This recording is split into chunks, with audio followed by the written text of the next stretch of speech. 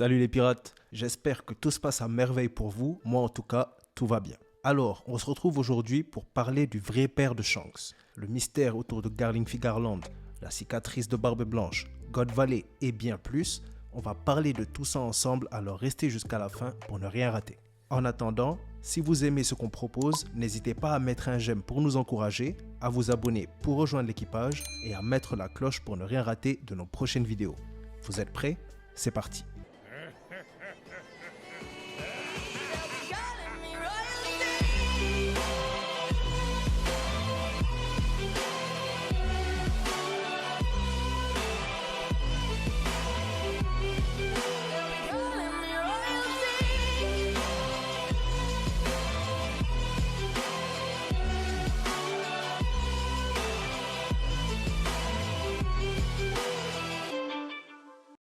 Alors, déjà, il faut savoir que si Garling est soupçonné d'être de la même famille que Shanks, c'est parce que dans le film Red, en apprenant qu'Utah était la fille de Shanks, le Gorosei a assumé qu'elle était de la famille Figarland, ce qui implique que c'est de cette famille dont Shanks vient.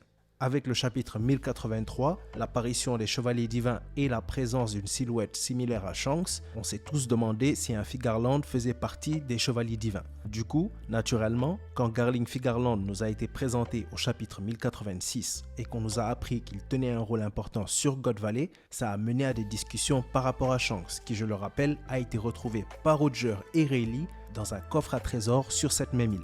Tout le monde s'est demandé si Garling était son père ou tout simplement un membre de sa famille. Et surtout, est-ce que c'est lui le personnage ressemblant à Shanks sur la case des Chevaliers Divins au chapitre 1083 ? Et je pense qu'un élément du manga peut nous aider à trouver la réponse à nos questions, et c'est la rencontre de Shanks avec Barbe Blanche. Lors de cette rencontre, Barbe Blanche a mentionné à Shanks qu'une certaine personne, dont le visage ressemblerait au sien, lui aurait infligé une cicatrice. En apprenant que Garling était un personnage important de God Valley, on peut assumer qu'il était présent lors de l'assaut des Rocks, et donc que cette cicatrice pourrait venir de lui. Mais on sait que l'arrivée de Barbe Blanche sur Wano date d'après l'accident de God Valley, étant donné qu'il avait son propre équipage, et on peut voir qu'il n'a toujours pas de cicatrice visible. Même chose après son combat contre Roger, pas de cicatrice. La première fois que cette cicatrice apparaît, c'est lorsqu'il se retrouve pour boire. On voit donc que la cicatrice dont Barbe Blanche parle semble avoir été faite des années après l'accident de God Valley. Donc, c'est probablement pas Garling qui a infligé cette cicatrice à Barbe Blanche, parce que même s'il était présent à God Valley, de ce qu'on sait, c'est la seule occasion où ils étaient probables de se rencontrer, à moins que Garling ait voulu se venger des années plus tard. Mais bon, je trouve que c'est improbable. D'ailleurs, concernant ce dernier, il y a encore beaucoup de choses qui ne vont pas. Je veux bien considérer que la raison pour laquelle Garling ne ressemble pas à l'homme sur la case est que Dragon se rappelle de son apparence à l'époque. Mais déjà, on n'a aucune preuve que Dragon les a croisés, et même si c'est hautement probable, on n'en sait rien. De ce qu'on sait, Dragon pourrait ne jamais avoir rencontré Garling même s'il a rencontré d'autres chevaliers, et il pourrait aussi y avoir d'autres membres de la famille Figarland dans les rangs des Chevaliers Divins. Je rappelle que la case sur Garling dit qu'il est actuellement le chef des Chevaliers Divins, impliquant qu'il y en avait un autre avant lui, et ce personnage pourrait être le vrai père de Shanks et celui dont Barbe Blanche parle. Garling ne partage non seulement aucun de ses traits apparents avec Shanks, ni la forme de son visage, ni la couleur de ses cheveux, mais en plus il a l'air extrêmement âgé. Quand je le vois, il a l'air plus proche de l'âge du docteur Kureha que de celui de Garp ou même du vieux Barbe Blanche. Donc il pourrait être le grand-père de Shanks et le patriarche de la famille Figarland, et non son père. Je pense que son frère jumeau théorique ne peut pas non plus être celui qui a infligé à Barbe Blanche sa cicatrice, et voilà pourquoi. Lors de l'exécution de Roger, Shanks avait 15 ans, et par conséquent, son frère jumeau, du même âge, aurait été beaucoup trop jeune pour espérer blesser Barbe Blanche à son prime, ce qui selon moi laisse deux options. Soit Shanks a un grand frère, soit son vrai père, quelqu'un d'autre que Garling, qui ressemblerait lui à Shanks, aurait fait cette cicatrice à Barbe Blanche. Et pour être honnête, les deux arguments se tiennent. Pour ce qui concerne son grand frère, il aurait très bien pu être celui qui aurait été présenté lors du meeting avec le Gorosei. Je tiens à préciser que comme par hasard, alors qu'Oda met toujours un point d'honneur à montrer le bras et la cicatrice de Shanks, pour la première et seule fois, il a décidé de les cacher.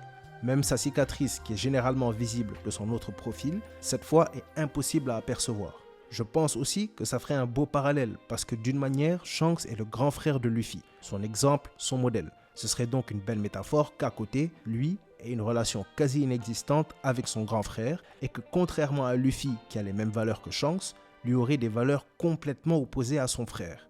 Et pour ce qui est de son père, aussi, ça se tient. Déjà, ce serait normal qu'il ressemble à Shanks étant donné qu'il est son père, et en plus, il serait assez âgé et expérimenté pour combattre Barbe Blanche et aurait pu le blesser. Maintenant, laquelle de ces pistes me semble la plus réaliste? Personnellement, c'est celle de son père. Je pense que si Shanks a un grand frère, il ne sera pas énormément plus âgé que lui, surtout s'ils sont censés se ressembler comme deux gouttes d'eau. Et je vois mal quelqu'un d'aussi jeune infliger une cicatrice à l'homme le plus fort du monde, celui qui avait le pouvoir de le détruire à l'époque où, je le répète, il était à son prime. Et en plus, je pense qu'il est très improbable que le Gorosei permette à quelqu'un d'aussi jeune d'accéder à un rang aussi important, surtout quand on prend en compte leur mode de fonctionnement. Donc je pense que pour ça, il faudrait un personnage plus âgé, peut-être du même âge que Monkey D. Dragon, quelqu'un qui se trouve entre Shanks et Garling en termes d'âge. Et je pense qu'il serait le vrai père de Shanks, porterait une ressemblance frappante avec lui et était sûrement l'ancien chef des Chevaliers Divins. Comme je vous l'ai dit, il est bizarrement dit de Garling que ce dernier est actuellement le chef des Chevaliers, impliquant qu'il y en avait sûrement un avant lui. Et cette personne pourrait être le père de Shanks et celui qui a fait sa cicatrice à Barbe Blanche selon moi. Il pourrait être mort entre-temps, expliquant le statut actuel de Garling. Mais bien sûr, ça reste de la théorie. Et enfin, la dernière possibilité qu'il faut considérer, le fait qu'Oda se joue de nous.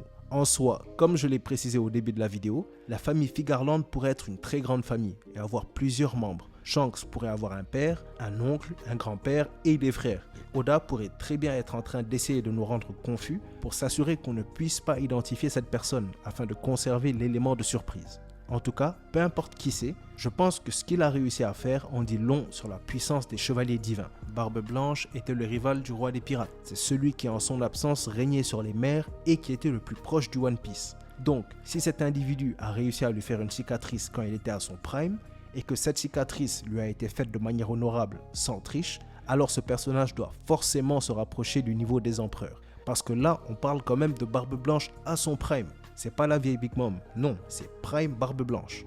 Mais je pense aussi que maintenant, il y a un piège dans lequel il faut éviter de tomber. Et c'est assumer que tous les chevaliers divins ont la même puissance que cette personne.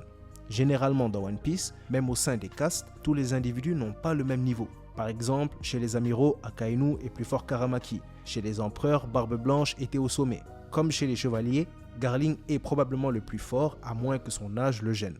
Donc, tous les chevaliers divins ne seront pas de la même puissance. Et par conséquent, jusqu'à preuve du contraire, il faut éviter de penser qu'ils sont tous de la trempe de celui qui a blessé Barbe Blanche. Mais si une chose est sûre, c'est que la famille de Shanks et ses origines commencent à être mis en avant. Ce qui veut dire qu'on va enfin avoir des informations sur lui, chose qu'on attend tous depuis sa présentation dans les premiers chapitres de One Piece, depuis maintenant plus de 20 ans. Peu importe la direction que l'auteur va choisir, ça sera un plaisir d'en découvrir plus sur Shanks.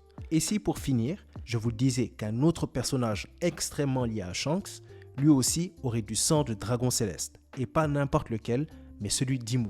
Dracul Mihawk est-il le fils d'Im-sama, et qu'est-ce que ça implique sur sa relation avec Shanks? Cette vidéo sortira mardi à 17h30, alors soyez prêts.